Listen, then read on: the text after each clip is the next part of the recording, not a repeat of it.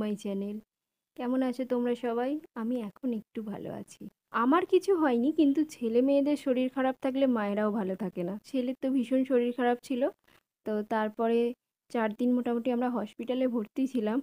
তারপরে ওখান থেকে এসে বাবার বাড়ি চলে এসেছি। মায়ের কাছে কিছুদিন থাকবো, থেকে ছেলেটা একটু সুস্থ হলে তারপরে আবার বাড়ি চলে যাব। এটা আমার 2 সপ্তাহের বিক্ষিপ্ত ভিডিও। যতদিন হসপিটালে ছিলাম বা কিছুদিন বাবার বাড়ি এসেও আমি ভিডিও করিনি, তো তারই মধ্যিখানে যেটুকুনি করেছি সেটুকুই তোমাদের সঙ্গে শেয়ার করছি। আসলে ভিডিও করাটা কোনো ব্যাপার নয়, কিন্তু এডিটিং করতে পারছি না। এডিটিং করার প্রচুর সমস্যা হচ্ছে, কারণ ছেলে সবসময় আমার কাছে রয়েছে, কান্নাকাটি করছে। তারপরে পাখা চললেও একদম এডিটিং হয় না, মানে আমার আওয়াজ তো শোনাই যায় না। একে তো চারপাশের আওয়াজ, তার উপরে পাখার আওয়াজ, এডিট করার প্রচুর সমস্যা। সেই জন্য ভিডিও দিতে প্রচণ্ড দেরি হয়ে গেল। ভিডিও বানানো যায়, এডিট করতেই পারছি না। ছেলের তো প্রচণ্ড শরীর খারাপ, ভীষণ শরীর খারাপ। চোখ মুখের অবস্থা দেখেছো? হাসন্ত ছিল, খুব শরীর খারাপ হয়েছে।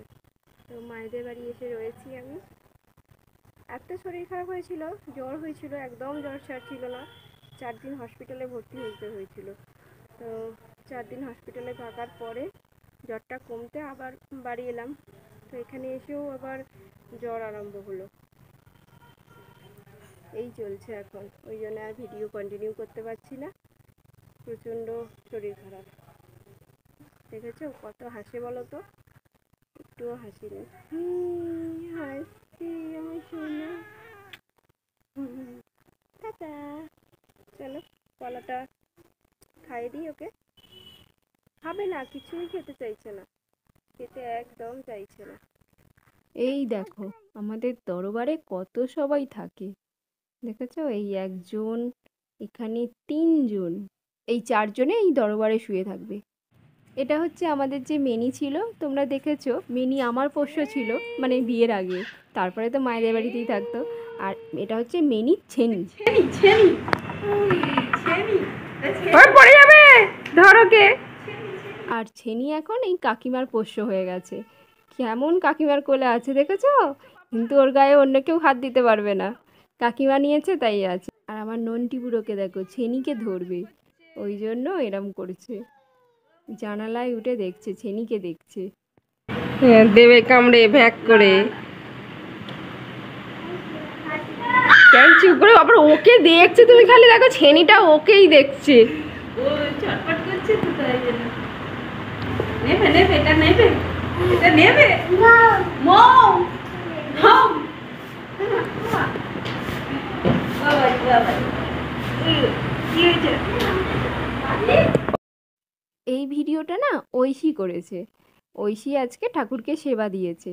তো মায়ের ঠাকুরকে সমস্ত ঐশী সেবা দিয়েছে, তো দিয়ে বলছে মা আমি কেমন সেবা দিয়েছি দেখাবো ঠাকুরকে। আমি বলছি দেখাও, তোমার যখন ইচ্ছা হচ্ছে, তুমি আজকে সেবা দিয়েছো। মায়ের সঙ্গেও মোটামুটি সেবা দেয়, তো ও সবটা জানে। মা আজকে সময় করে উঠতে পারছিল না বলে ওকে বললো ঐশী সেবাটা দিয়ে দিবি। ঐশী তো একদম রেডি, এইসব কাজ করতে ঐশী ভীষণ ভালোবাসে। ছেলের জন্যে ঝোল হবে, তো বাপি শিঙি মাগুর মাছ নিয়ে এসেছে জ্যান্ত। শিঙি মাছে নুন দিয়ে তো মারতে হয়, মা নুন দিয়ে দিচ্ছে। ছটপট করতে করতে সে মরে যাবে। আর আজকে আমাদের একটু মাংস হবে, সেই জন্য একটাই শিঙি মাছ শুধুমাত্র ঐতিহ্যের জন্যই হবে। আর ওই যে একটা বড়টা থাকবে, ওটা কালকে হবে। এবছরের নতুন নতুন গাছ এগুলো। এবছরের না, মানে এবছরে ফল হয়েছে। বাপি বসিয়েছে সব গাছগুলো, কাঁঠাল গাছ এটা। আরও মানে আরও 2খানা কাঁঠাল গাছ আছে, নতুন এবছরেই ফল হয়েছে। এটা হচ্ছে পদ্মরাজ কাঁঠাল, বাপি একটা পারছে।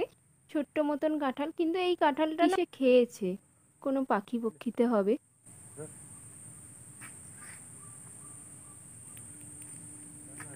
কাঁঠাল আর মাও একটা কাঁঠাল ভাঙছে, দেখো এটাও আমাদের নতুন গাছের কাঁঠাল। এই কাঁঠালটার কোয়াগুলো ছোট ছোট, কিন্তু খেতে ভীষণ ভালো, মানে ভীষণ টেস্টি, ভীষণই মিষ্টি, আর বেশ শক্তও না, মানে খুব সুন্দর কাঁঠাল। এটা টেস্টটা আলাদা। ছেলের ঝোলের জন্যই সব জোগাড় হচ্ছে। অর্ঘ্য পেঁপে পেরে দিচ্ছে, ছেলের ঝোলেতেও হবে। আর 2টো পাকা পেঁপেও হয়েছে, পাকা পেঁপেও খেতে ভালোবাসে। এই দেখো বাটি নিয়ে দাঁড়িয়ে রয়েছে। আর এই দেখো পুটুকে দেখো, পুটু, এটা হচ্ছে কাকিমার পুটু। কাকিমা এক মানুষ সমান বনে গিয়ে পেঁপে কুড়াচ্ছে। পেঁপেগুলো ওইখানেই পড়েছে, আর এখন বর্ষাকাল না, ওই জন্যে এত প্রচণ্ড বন হয়ে গেছে। কাকিমা ঢাকা পড়ে গেছে বনেতে একদম। চলো ওইদিকে যাই।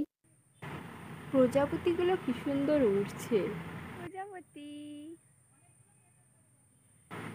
ওই দেখো ছেনি কাকিমার পিছন পিছন এখানেও চলে এসেছে। এই দেখো, দুটো পাকা পেঁপে আর তিনটে কাঁচা পেঁপে। পাকা পেঁপেগুলো এখন না পারলেই পাখি পক্ষীতে খেয়ে নিত। এই ভিডিওটাও আমার ঐশী শ্যুট করেছে। ছুটে এসে ছাদ থেকে বলে, মা মা জানো আমি দুটো কি সুন্দর পাখি দেখেছি, ম্যাকাও ম্যাকাও। আমাকে বলছে ম্যাকাও, কিন্তু পরে আমি ভিডিও দেখে দেখি এ তো মাছরাঙা। একটা মাছরাঙা উড়ে গেল আর একটা বসে রয়েছে। সে তো ছুটে এসে বলে ম্যাকাও এসছে আমাদের বাড়িতে। কাকু কাকিমা ভাই ওরা পুরীতে বেড়াতে গেছে, কাকুদের ঘর খালি। আর এই দেখো, এই উড়ে গেল। দিদা গেছিল একে খাবার দিতে, কাকিমার পুটুকে।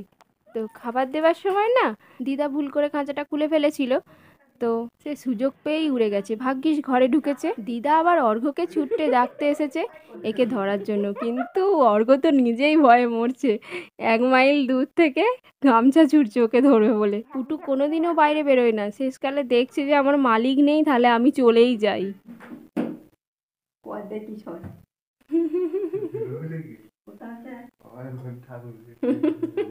শেষমেশ দিদাই এগিয়ে এসেছে। দিদা এসে ওই ঠাকুরেরই ছোট্ট গামছাটা দিয়ে ধরার চেষ্টা করছে।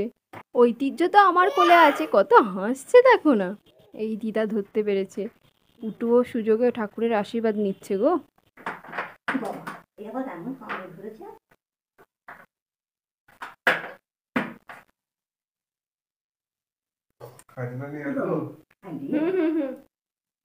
দিদার হাতে একবার কামড়ে দিয়েছে।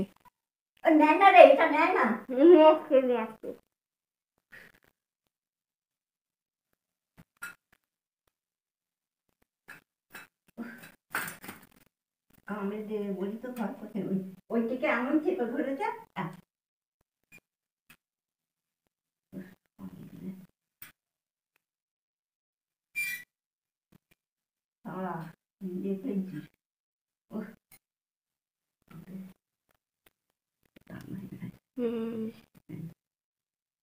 ওটাকে খুব চেপে ধরেছে তো কামড়ে, না হলে এ হতো না।